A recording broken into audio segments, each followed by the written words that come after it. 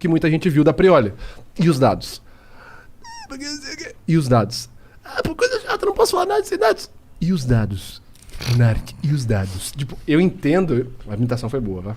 Mas as imitações do Vitor são boa zona. Mas eu entendo a galera ficar pistola com a Prioli e falar, que menina arrogante. Porque é o que eu te falei. Do outro lado, e não tô usando o Monark como bode expiatório, mas do outro lado você tem uma galera, em qualquer lado que seja político, quando você tem um opositor, ele pode ter uma estratégia de fazer o quê? Engajamento emocional. Pô, mas e as crianças? Pô, mas e não sei o quê? E aí você chega e fala assim, cara, tal coisa, você dá um dado. Aí a pessoa transforma todo o seu dado, ela te reduz no emocional. Vou dar um exemplo prático. Eu tenho vários vídeos falando sobre comportamentos de linguagem corporal e tem vídeos que eu faço críticas à teoria da linguagem corporal, com base científica. Eu falo, olha, isso aqui que falam não existe evidência, pelo contrário, existe evidência contrária. Aí vou falar uma situação que aconteceu, sem citar nomes, né? Ou citando nomes. Não, ainda não bebi o suficiente. Eu ia fazer uma palestra imediatamente após uma outra palestra de um outro professor. No discurso, enfim, na palestra dele, ele falava assim, olha... se a pessoa, se ela tocar muito no seu ombro, quer dizer que ela tá muito animada, porque o ombro é uma região lá, e aí se a taxísica aumentar, quer dizer que a pessoa tá demonstrando, então isso é um sinal de paquera positivo. E assim, dando uma de Monark, discordo, sabe? Tipo, cara, existe o básico de evidência pra falar isso. Mas aí o que acontece? A pessoa vai lá e faz essa palestra. Aí eu já tava assim, pronto pra subir e falar, cara, tem nada a ver, esse cara tá falando merda. O que o cara deixou antes de eu subir no palco? Porque eu imaginei que ele sabia que eu ia falar isso. Inclusive um aluno meu, ele era cego. E sabe o que ele usou na paquera? O que ele conseguiu usar na paquera? O toque no ombro. Porque ele sentiu o toque. E quando ele sentiu o toque, ele sabia que a menina estava afim dele. E por isso, esse aluno meu, que era cego, conseguiu ter sucesso e se casar com essa moça. Caralho. Aí eu subo e falo, porra, essa porra não funciona, não tem sentido. Ah, que arrogante do caralho. Você não tá nem aí pros cegos, seu merda? Você entende o perigo que é essa linguagem emocional? O cara te levar no papo emocional? Porque aí você vai lá e fala assim, foda-se o cego, né? Eu não vou falar isso, obviamente, né?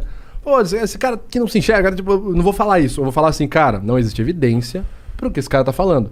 Mas aí eu sou transformado automaticamente no Vitor que não tá nem aí com o cego, porque a experiência pessoal do cego não conta? E aí, Vitor? E, consequentemente, isso valida a ideia do cara que não tem validação nenhuma. Você entende o perigo, cara? Bom, no caso do Monark, ele tinha razão, realmente. E detalhe, essa situação da Prioli é muito boa. Eu posso defender o meu amigo Monark? Duvido. Na verdade, Monark, ele tava fazendo uma coisa interessante que é o seguinte.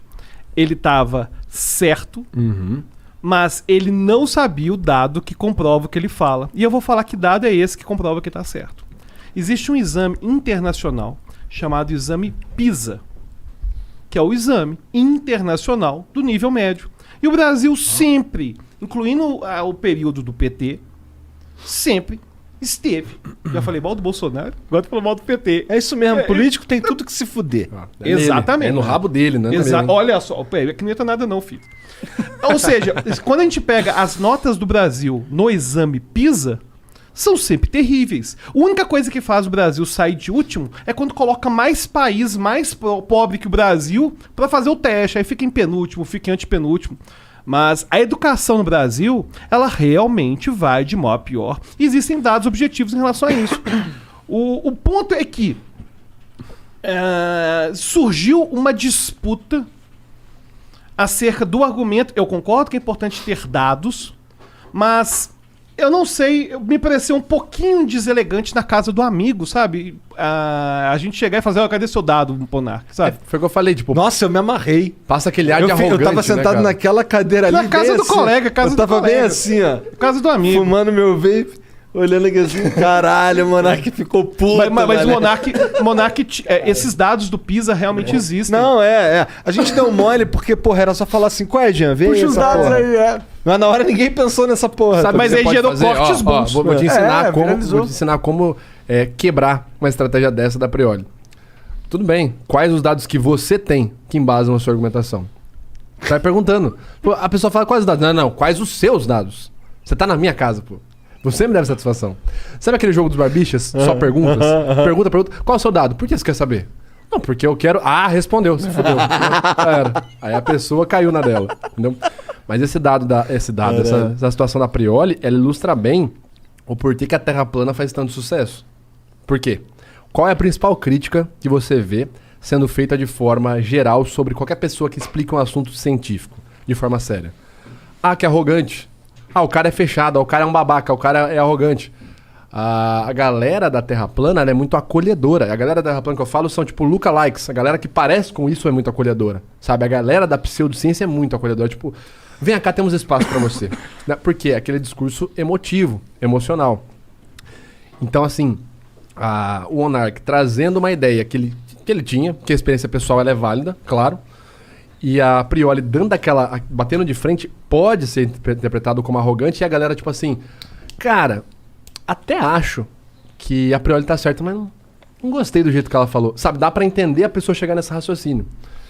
E aquilo que você falou, Monark, é muito interessante, que você fala assim, experiência pessoal, então, o que é? Não serve pra nada? E é o que eu tava falando antes que você foi pegar o hidromel. Na minha visão, a experiência pessoal, ela é altíssima pra pessoa, né? Foi o que eu falei pro Igor. Aí você assiste o vídeo do Metaforando, ele tá lá falando assim... Ah, se o cara puxar a boca pra direita, você termina o seu relacionamento agora. Porra, você vai fazer isso mesmo? Ah, porque o Metaforando falou de um artigo do John Gottman, que foi feito com 5 anos ali, casais acompanhados e quem puxava mais pra direita ia terminar. Você vai fazer isso, vai terminar porque um cara no YouTube falou, mesmo que ele apresentou um dado, você vai fazer isso? Cara, é a sua vida pessoal. Entendeu? Você vai escolher o que você acha que faz sentido. A experiência pessoal ela é importantíssima para você evoluir como ser humano. O que você vai aprender, o que você vai estudar. Porque quando eu tomo uma decisão, e o Alberto é uma pessoa muito mais apta para falar sobre isso do que eu, mas não entra uma coisa rápida. Aí, professor. É. Quando eu vou decidir, por exemplo, eu vou no flow ou eu não vou no flow? Cara, imagina uma pessoa que tem transtorno de ansiedade. Vai entrar o medo dela de falar ao vivo, falar em público. Vai entrar as memórias que ela tem sobre o flow, referencial cultural que ela tem sobre o flow, o estado emocional dela, como a amígdala dela vai estar produzindo emoções processando emoções naquele momento da tomada de decisão. Então, assim, a decisão é muito grande e a experiência pessoal entra como isso, cara. É um dado muito forte pra mim. O problema é quando a pessoa pega a experiência pessoal sem validação científica pra vender pra massa. Porque o que a ciência faz? Tenta explicar eventos ao nosso redor para atender, né, de melhor forma todas as pessoas. Porque não dá para acertar tudo para todo mundo, né? Não dá para você falar assim, tem uma dieta que foi pesquisada, etc e tal, e ela funciona. Tá, ela vai ter uma taxa de precisão alta. Ah, mas e por que não funciona 100% das vezes então? Porque a ciência não é dogma. Se você tem algo que funciona em qualquer situação, em qualquer cenário, com 100% de precisão, isso não é ciência. Isso é pseudociência, isso é um dogma. A preocupação da ciência é em não fazer cagada. É tipo assim, até aqui eu posso falar sem prejudicar a maioria. Ah, e por que você não fala daqui pra lá? Porque daqui pra cá eu posso cometer muito erro. Eu posso ser subjetivo. Por isso que a ciência vem, não é pra ser arrogante. A gente tá preocupado em utilizar a natureza ao nosso redor pra transformação, pra melhorar pra maioria. Por exemplo, o Dr. Rômulo Fassi, perito forense que foi premiado junto comigo no primeiro prêmio Edmond de Locárdio aqui no Brasil. Tu viu aí como é que ele fez pra falar que foi premiado? Contexto é tudo. Caralho. Não.